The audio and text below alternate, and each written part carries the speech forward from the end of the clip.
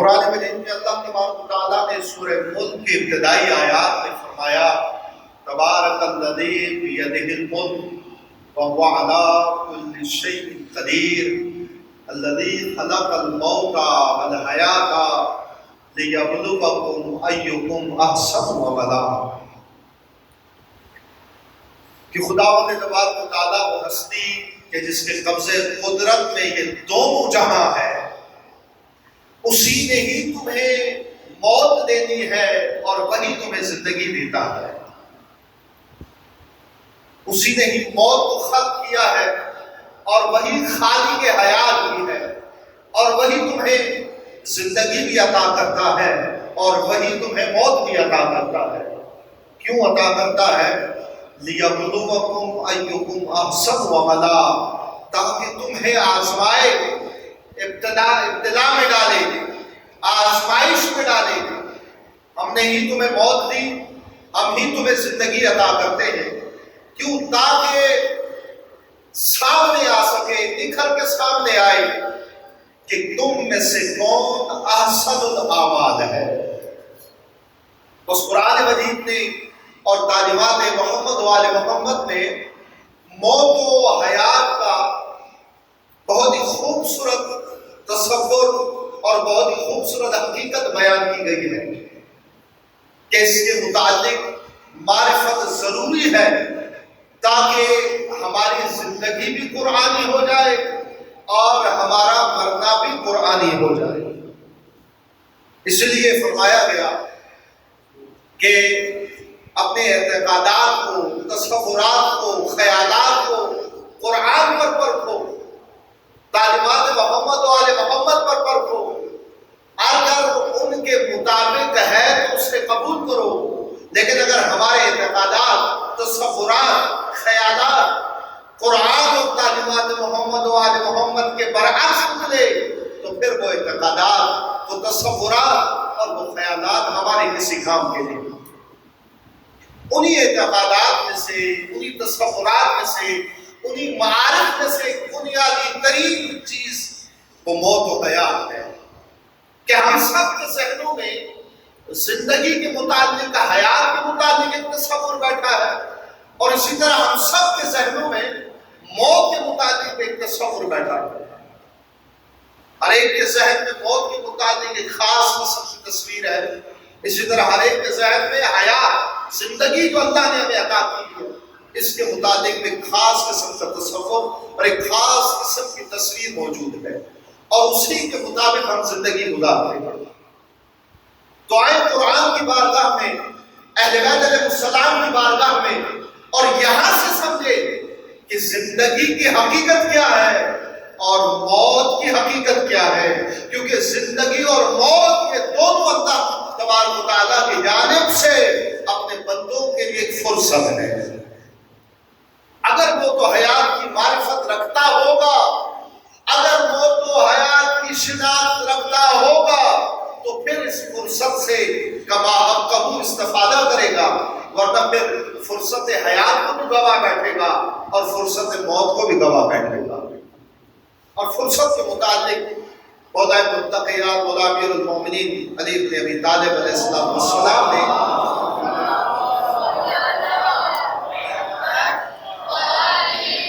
ایک قانون ذکر کی، فرمایا الفرصت تمر مر السحاب، اے لوگوں فرصتیں بادلوں کی مانند ہیں، بادلوں کی طرح بہت تیزی سے آتی ہے اور بہت تیزی سے گزر جاتی ہے۔ فرصتیں اسی طرح کہ زندگی اللہ تبارک و تعالیٰ کی جانب سے ایک فرصت ہے، حتیٰ کہ موت بھی اللہ تبارک و تعالیٰ کی جانب سے ایک فرصت ہے۔ اگر انسان موت و حیات کی شناخت نہ رکھتا ہو، موت و حیات کی پہچان نہ رکھتا ہو، معرفت نہ رکھتا ہو، تو اس فرصت زندگی کو بھی ضائع کرے گا اور فرصت موت کو بھی ضائع کر دے گا۔ حالانکہ قیمتی ترین چیز انسان کے لیے وہ یہ زندگی ہے، قیمتی ترین چیز۔ دنیا میں ہر چیز خریدی جا سکتی ہے، ہر چیز کا نئے بدل ہو سکتا ہے، لیکن زندگی یہ وقت جو انسان گزار رہا اس کا کوئی نعمت بدل نہیں ہے، اسے کوئی خرید نہیں سکتا، اسے کوئی روک نہیں سکتا۔ بس اگر انسان اس وقت کی اور اس زندگی کی حقیقی معرفت جو قرآن بیان کر رہا ہے، جو اہل بیت علیہ السلام اپنی تعلیمات میں بیان فرما رہے ہیں، اگر یہ شناخت زندگی کی پیدا کر لے تو پھر اس کی زندگی اسی دنیا کے اندر حیات طیبہ بن جائے گی، پھر اس انسان کے لیے موت بہت شیرین ہو جائے گی،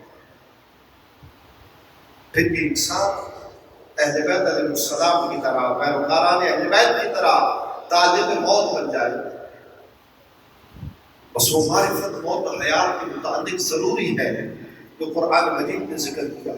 خود حیات کی حقیقت کہ زندگی کی حقیقت کیا ہے، اور پھر کامیاب زندگی قرآن کسے کہہ رہا ہے، یعنی تم میں سے کامیاب زندگی کون گزار رہا ہے، کس کی زندگی کامیاب ہے اور کون بامراد ہے، یہ بھی قرآن مجید نے بیان کیا۔ اور پھر اس کے بعد موت کی حقیقت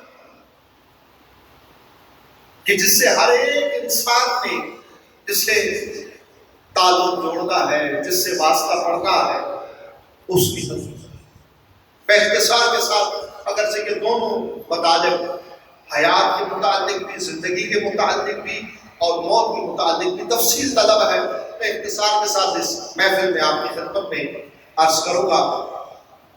مومن کرام، زندگی جو اللہ تبارک و تعالیٰ کی جانب سے عظیم نعمت ہے، یہ حیات، اور آپ نے خدا بند تبارک و تعالیٰ نے قسم بھی وقت دکھائی ہے زندگی والعصر ان الانسان لفی خسر، زمانے کی قسم، وقت کی قسم، انسان خسارے میں ہے، انسان گھاٹے میں ہے، انسان نقصان میں ہے۔ لیکن کچھ لوگ مستثنا ہیں، کچھ لوگ جدا ہیں ان نقصان کھانے والوں میں سے۔ وہ کون سے لوگ ہیں؟ وہ وہی لوگ ہیں جنہوں نے اپنی زندگی قرآن کے حیات کے تصور کے مطابق گزاری، قرآن کے بیان کردہ فلسفہ حیات کے مطابق گزاری۔ قرآن اسے اس خسارے سے باہر نکالا۔ ان کے علاوہ جتنے بھی لوگ ہیں قرآن کی نگاہ میں وہ خسارے کی زندگی گزار، گاٹھے کی زندگی گزار۔ آپ کو معلوم ہے کہ خسارہ اس نقصان کو کہتے ہیں کہ جس میں انسان ایک سرمایہ لگائے اور جب منافع لینے کی باری آئے تو نہ منافع آئے اور نہ وہ سرمایہ واپس نہ، یعنی جتنا سرمایہ لگایا تھا وہ سرمایہ بھی ڈوب گیا اور منافع بھی حاصل نہیں ہوا، اسے خسارہ کہتے ہیں۔ اور قرآن نے فرمایا کہ وقت کی قسم، انسان خسارے میں ہے۔ کیوں انسان خسارے میں ہے؟ کیونکہ انسان ایک بہت قیمتی سرمایہ، اس سرمایہ کا نام وقت ہے، قیمتی ترین سرمایہ زندگی ہے، قیمتی ترین سرمایہ یہ وقت ہے۔ اسے خرچ کر رہا ہے، اسے لگا رہا ہے، لیکن اس کے بدلے میں وہ منافع اور وہ منفعت حاصل نہیں کر رہا جس کے لیے اللہ نے یہ وقت اور یہ زندگی اور یہ لمحات اسے عطا کیے تھے۔ بس یہ سرمایہ، یہ عظیم سرمایہ، یہ عظیم قیمتی ترین چیز خرچ کرنے کے بعد جب وہ منافع حاصل نہیں کر پا رہا تو یہاں پر قرآن نے فرمایا کہ انسان خسارے میں ہے۔ قرآن مجید نے حیات کا تصور پیش کیا کہ قرآن کی نگاہ میں، اللہ کی نگاہ میں، دین کی نگاہ میں زندہ کون ہے، حی کون ہے، صاحب حیات کون ہے۔ اور قرآن کے اس تفکر کے علاوہ، اس تصور کے علاوہ جو قرآن پیش کر رہا ہے حیات اور حی کا، باقی سب کو قرآن مردہ شمار کر رہا کہ باقی سب اللہ کی نگاہ میں، دین کی نگاہ میں چلتی پھرتی لاشیں ہیں۔ بعض اوقات فرمایا کہ بَلْهُمْ أَضَلُّ، اس سے بھی گھٹیا پن کہ خدا کے نزدیک پورے زمین پر بہت سارے جاندار، بہت سارے انسان وہ چوپایوں سے بھی برتر۔ کیوں؟ کیونکہ ان کی زندگی قرآنی نہیں ہے، ان کی زندگی اور ان کی حیات وہ نہیں ہے جو قرآن بیان فرما رہا ہے۔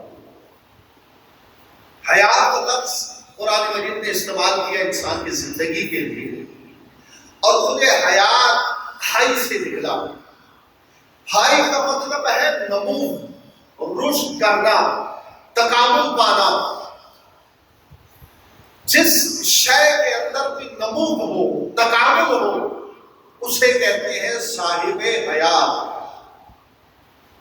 حیات رکھنے والی چیز۔ اور جس شے کے اندر بھی نمو نہ ہو، تکامل نہ ہو، قرآن کی نگاہ میں وہ حی نہیں ہے، وہ حیات نہیں رکھتا۔ نمو کی مثال کیا ہے؟ نمو کی مثال یہ ہے کہ جب آپ بیج لیتے ہیں، اسے زمین میں گاڑتے ہیں، اب یہ بیج تکامل کر کے، نمو کر کے بیج سے پودا بن جائے، بیج سے درخت بن جائے، تو پھر اس بیج نے نمو کیا ہے، تکامل کی ہے، بیج سے پودا بنا ہے۔ یعنی اللہ تبارک و تعالیٰ نے اس کے اندر جو بننے کی صلاحیت رکھی تھی کہ اس تکامل تک پہنچ گیا ہے۔ اس لیے یہ بیج صاحب حی ہے، صاحب حیات ہے۔ لیکن آپ دیکھیں بہت سارا بیج جب انسان زمین میں پھینکتا ہے، ڈالتا ہے، تو آپ کو معلوم ہے کہ بہت سارا بیج مر جاتا ہے، وہ نمو نہیں کر پاتے، وہ بیج سے پودا نہیں بن پاتے، وہ ہلاک ہو جاتے ہیں، مردہ شمار ہوتے ہیں۔ یعنی کیا مطلب؟ یعنی اس بیج کے اندر اللہ نے جو پودا بننے کی صلاحیت رکھی ہے، یہ صلاحیت تک نہیں پہنچا، اور یہ بیج سے بیج ہی رہا، پودا نہیں بنا۔ اسی طرح خدا تبارک و تعالیٰ نے انسان کے اندر ایک صلاحیت رکھی، اور وہ صلاحیت ہے کہ اس انسان نے مقام انسانیت تک پہنچنا ہے، اس انسان نے قرب الہی تک پہنچنا ہے، مقام خلافت الہیہ تک اس نے پہنچنا ہے، اور یہ صلاحیت اللہ نے ہر انسان میں رکھی ہے۔ توجہ ہے، ہر انسان کے اندر اللہ نے، جیسے آپ بیج آپ لیں، یہ بیج بالقوہ بیج ہے، لیکن بالفعل ایک پودا ہے۔ بالفعل یہ بیج ایک بیج ہے، لیکن بالقوہ ایک پودا ہے۔ آپ کسی بھی بیج کو لینے کے بعد، آپ گندم کی بیج لے لیں، اسے اٹھائیں، کسی پھل کی بیج لے لیں، اسے اٹھائیں، اور اسے آپ کہہ سکتے ہیں کہ یہ بالقوہ پودا ہے، اگرچہ بالفعل بیج ہے۔ یعنی اس وقت یہ بیج ہے، لیکن پودا بننے کی صلاحیت اس کے اندر موجود ہے، یہ بن سکتا ہے پودا، اگر اس کو ماحول ملے، وہ تربیت ملے، وہ مربی ملے، وہ مالی ملے، وہ تمام ضروریات اسے میسر آئے جو ایک بیج کو پودا بنا دیتا۔ اسی طرح خداوند تبارک و تعالیٰ نے انسان کے اندر مقام انسانیت تک پہنچنے کے لیے، مقام خلافت الہیہ تک پہنچنے کے لیے، مقام قرب الہی تک پہنچنے کی صلاحیت اس میں رکھ دی ہے۔ جب فرشتوں نے پوچھا اللہ سے، پروردگارا تمہیں کیا خلق کیا ہے؟ یہ تو زمین پر فساد کرے گا، ناحق خون بہائے گا۔ اور جب اللہ نے فرشتوں کے سامنے انسان کا تعارف کروایا تو کس عنوان سے بتایا کہ میں زمین پر اپنا خلیفہ بنانے جا رہا ہوں، خلیفہ بنا رہا ہوں۔ یعنی ہر انسان کے اندر اللہ تبارک و تعالیٰ نے مقام میں خلافت الہیہ تک پہنچنے کی صلاحیت رکھی ہے ہر انسان کے اندر۔ اور یہ وہ نقطہ ہے مومنین کرام جسے سمجھنے کی ضرورت ہے۔ ہم اپنے مقام سے آشنا ہو، انسان باقی تمام مخلوقات سے افضل ہے۔ کیوں؟ یہ دو ٹانگوں کی وجہ سے نہ، انسان کی افضلیت، اسے جو اشرف المخلوقات کا ٹائٹل دیا گیا، یہ اسی مقام کی وجہ سے کہ یہ وہ مخلوق ہے کہ اللہ نے اس کے اندر مقام خلافت الہیہ تک پہنچنے کی صلاحیت رکھی ہے۔ باقی تمام مخلوقات حتی ملائکہ بھی اس مقام تک پہنچنے کی صلاحیت نہیں رکھتے، ان کے اندر یہ صلاحیت نہیں ہے، ان کے اندر یہ قابلیت نہیں ہے۔ اس لیے اللہ تبارک و تعالیٰ نے انسان کو تمام مخلوقات پر فوقیت دی، افضلیت، اپنی فوقیت کو سمجھے. یہ جو اللہ نے انسان کو تمام مخلوقات پر جو افضلیت دی، فوقیت دی، فَتَبَارَكَ اللَّهُ أَحْسَنُ الْخَالِقِينَ. اللہ نے جب انسان کو خلق کیا، انسان کی خلقت جب تکمیل کو پہنچی، سورہ ملک کے علاوہ سورہ مومنون کے اندر خداوند تبارک و تعالیٰ نے ابتدا سے انسان کی مادی خلقت اور پھر اس کی روحانی خلقت بیان کرنے کے بعد فرمایا فَتَبَارَكَ اللَّهُ أَحْسَنُ الْخَالِقِينَ. مبارک ہو اس خدا پر، درود اس خدا پر، مبارک اس خدا کے لیے، اس خالق کے لیے جس نے یہ عظیم شاہکار خلق کیا ہے. اب انسان کے متعلق اللہ نے فرمایا یہ شان کیوں ہے، انسان کے لیے یہ مقام کیوں ہے؟ کیونکہ اس کے اندر مقام خلافت الہیہ تک پہنچنے کی صلاحیت موجود ہے. باقی مخلوقات کے اندر نہیں ہے، ملائکہ کے اندر نہیں. انہوں نے یہی اعتراض کیا پروردگارا ہم تیری تسبیح کرتے ہیں، تقدیس کرتے ہیں، کبھی تیری نافرمانی نہیں کی، کبھی تجھے جھٹلایا نہیں ہے، تیرے حال و حکم کو بجا لایا، لیکن تو ہمیں چھوڑ کر انسان کو اپنا خلیفہ بنا رہا ہے. وہاں پر اللہ تبارک و تعالیٰ نے فرمایا جو میں جانتا ہوں وہ تم نہیں جانتے. اور پھر حضرت آدم کو ان کے سامنے پیش کیا انسانیت کی نمائندگی میں، انسانوں کی نمائندگی میں. اور جب جناب آدم کا امتحان ہوا فرشتوں کے سامنے، وہ امتحان یہی تھا کہ انسان صاحب حی ہے، اس کے اندر صلاحیت ہے تقابل کی، نمو کی، لیکن فرشتے کے اندر یہ نہیں ہے، ملائکہ کے اندر یہ صلاحیت نہیں ہے، باقی تمام مخلوقات کے اندر یہ صلاحیت نہیں ہے. اور جب فرشتوں نے انسان کی اس عظمت کو دیکھا کہ یہ انسان خاک سے خدا تک پہنچ سکتا ہے، اس ادنا سے مقام سے مقام خلیفت اللہ تک پہنچ سکتا ہے، تو وہ تمام کے تمام فرشتے جناب آدم کے سامنے سجدہ ریز ہو گئے. جس مقصد کی وجہ سے فرشتے انسانیت کے آگے تعظیم سے جھک گئے، جس مقصد کی وجہ سے، مقام کی وجہ سے انسان تمام مخلوقات پر افضلیت رکھتا ہے، جس مقام تک انسانیت کو پہنچانے کے لیے اللہ نے 1,34,000 انبیاء کو مبعوث کیا، ائمہ کو بھیجا اور آسمانی کتابیں نازل کیے. یہ سب کے سب انسان کو اس اعلیٰ مقام تک پہنچانے کے لیے ہے. سب کا نچوڑ یہی ہے، سب کا نچوڑ انسان کامل بنے، اس مقام کو پہنچے. اب حی کسے کہتے ہیں، زندگی کسے کہتے ہیں، صاحب حیات کون ہے قرآن کی نگاہ میں؟ قرآن کی نگاہ میں صاحب حیات حی وہی ہے کہ جو اپنے اس مقصد کی جانب حرکت کر رہا ہو، سفر کر رہا ہو، تکامل کر رہا ہو، اور روز بروز اس مقصد کے قریب ہو رہا ہو. ورنہ قرآن کی نگاہ میں صاحب حی نہیں ہے، صاحب حیات نہیں ہے ہم. اور اس کا طریقہ کیا ہے کہ انسان اس مقام کو پائے، اس مقام تک پہنچے. اس کا طریقہ قرآن مجید نے اللہ تبارک و تعالیٰ نے سورہ شمس کے اندر 11 قسموں کے بعد اس حقیقت کو ذکر کیا. 11 قسم. اب آپ اندازہ لگائیں کہ یہ مطلب کتنا اہم ہوگا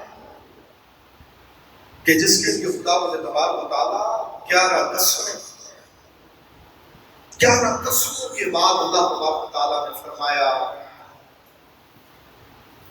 فَأَلْهَمَهَا فُجُورَهَا وَتَقْوَاهَا قَدْ أَفْلَحَ مَنْ زَكَّاهَا وَقَدْ خَابَ مَنْ دَسَّاهَا. اللہ کے نزدیک، خدا کے نزدیک کامیاب انسان وہ ہے، کامیاب زندگی وہ ہے قد افلح من زکاها کہ جو اپنا تزکیہ نفس کر دے، جو تزکیہ نفس کے راستے پر آ جائے. وہ قد خاب من دساها، اور ناکام ہے وہ انسان، نامراد ہے وہ انسان جس نے اپنی صلاحیت کو دفن کر دیا. بہت ہی لطافت ہے اس 2 آیات کے اندر. اللہ نے فرمایا قد افلح من زکا، زکا تزکیہ یزکی، یہ کہتے ہیں کسی چیز کو پروان چڑھانا، بیج کو پودا بنانا، اس عمل کو کہتے ہیں تزکیہ۔ عموماً تزکیہ نفس آپ علماء اخلاق سے سنتے رہتے ہیں، کتابوں میں پڑھتے رہتے ہیں۔ تزکیہ نفس چلے کاٹنے کا نام نہیں کہ انسان کسی غار میں، کسی کنویں میں، کسی خانقاہ میں بیٹھ جائے اور چلے کاٹنا شروع کر دے، جیسے عموماً ہمارے ہاں یہ مختلف سلسلے بنے ہوئے۔ تزکیہ نفس کے نام پر انسان کو اجتماعیت سے کاٹ کے ایک غار تک، ایک خانقاہ تک، ایک کمرے تک، ایک مسجد تک محدود کر دیتے ہیں۔ اس سے اسلام کا کوئی تعلق نہیں۔ تزکیہ نفس کسی چلے کا نام نہیں، تزکیہ نفس اپنے وجود میں موجود صلاحیتوں کو پروان چڑھانے کا نام ہے۔ اور سب سے بڑی صلاحیت جو اللہ تبارک و تعالیٰ نے انسان کے وجود میں رکھا، اس صلاحیت کا نام خلیفۃ اللہ بننا ہے۔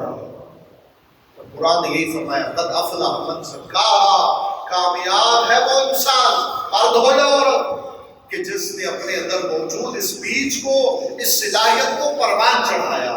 وقد خاب من دساہا، ناکام ہے وہ، نامراد ہے وہ انسان کہ جس نے اس صلاحیت کے بیج کو دفن کر دیا، نابود کر دیا، مار دیا۔ کامیاب زندگی، حقیقی حیات قرآن کی نگاہ پر وہی ہے کہ جس کا رخ اللہ کی جانب ہو، جو تکامل خدا کی جانب کر رہا ہو، کہ جس کے زندگی کے اندر نمو ہو، حرکت ہو، تزکیہ ہو۔ ورنہ قرآن کی نگاہ میں وہ زندگی نہیں ہے، وہ چوپائی کی زندگی ہے، وہ چلتی پھرتی لاش۔ تمام تعلیمات اہل بیت قرآن کی تعلیم، یہ سب کے سب انسان کو اس مقام تک پہنچانے کی زندگی اس حقیقت کو سب اس کے متعلق ہم غور کریں کہ جب انسان اس جہد سے زندگی گزارتا ہے تو پھر اس انسان کے لیے مرنا اور موت کو گلے لگانا اور موت کی طرف جانا سب سے آسان کام ہو جاتا ہے۔